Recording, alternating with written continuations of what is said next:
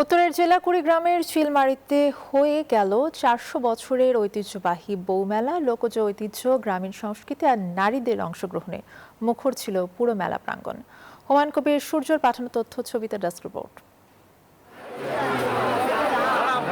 কুড়িগ্রামের চিলমারি উপজেলার বালাবাড়ি হাট ব্রহ্মপুত্র নদে ঐতিহ্যবাহী স্নানকে ঘিরে বসেছে বহু বছরের পুরানো বৌমেলা। 400 বছরের ঐতিহ্য বয়ে চলা এ মেলা ঘিরে উৎসব মুখর হয়ে ওঠে পুরো এলাকা। Bashundhara public school and college 2026 শিক্ষাবর্ষে ভর্তি চলছে। অষ্টমীর স্নানে অংশ নিতে বিভিন্ন এলাকা থেকে আসেন পুণ্যার্থীরা, সেই সঙ্গে আসেন বেদেনীরা সহ ক্ষুদ্র ব্যবসায়ীরাও।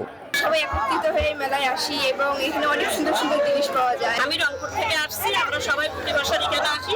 লিপস্টিক কিনছি, চশমা কিনছি আর একটা গাড়ি কিনছি।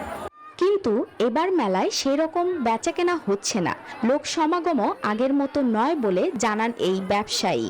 আগের মতো চলাচলি তো ছিল, সেটা আর এখন নাই।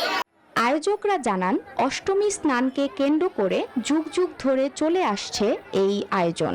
2 দিন ধরে মেলাটা চলে এবং আমাদের এই প্রথম দিন যেমন পুরুষদের যেমন সমাগম হয়, দ্বিতীয় দিনে এসে মহিলাদের একইভাবে সমাগম হয়। এবারের মেলায় নববধূ ও গৃহবধূদের উপস্থিতি ছিল চোখে পড়ার মতো। Desk report, news 24।